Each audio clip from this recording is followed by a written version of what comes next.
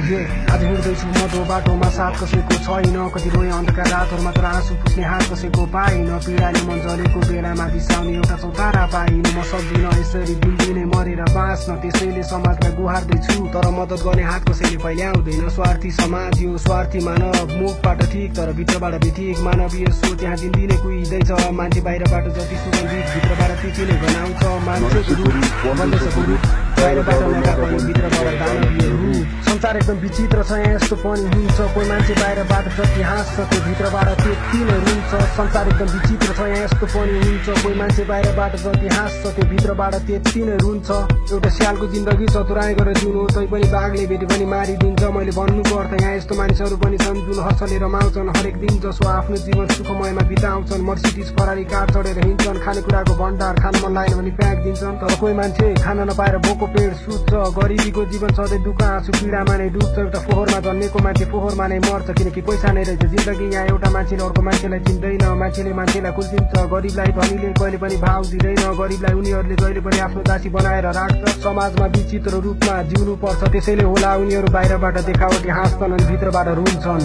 संसार एकदम विचित्र छ यहाँ यस्तो पनि हुन्छ कोही मान्छे बाहिरबाट जति हाँस्छ त्यो भित्रबाट त्यति नै रुन्छ संसार एकदम विचित्र छ यहाँ यस्तो पनि हुन्छ कोही मान्छे बाहिरबाट जति हाँस्छ त्यो भित्रबाट त्यति नै रुन्छ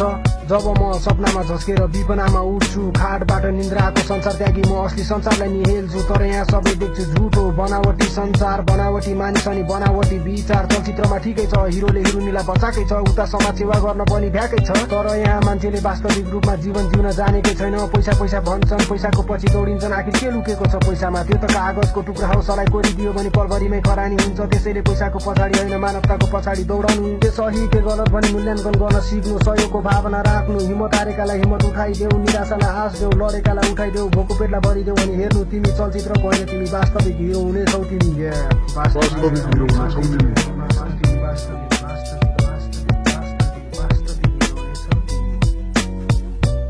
घाउ लाग्दा त जनावर पनि रुन्छन् हामी त मान्छे हो त्यसैले मद्दत गर्न सिकौँ।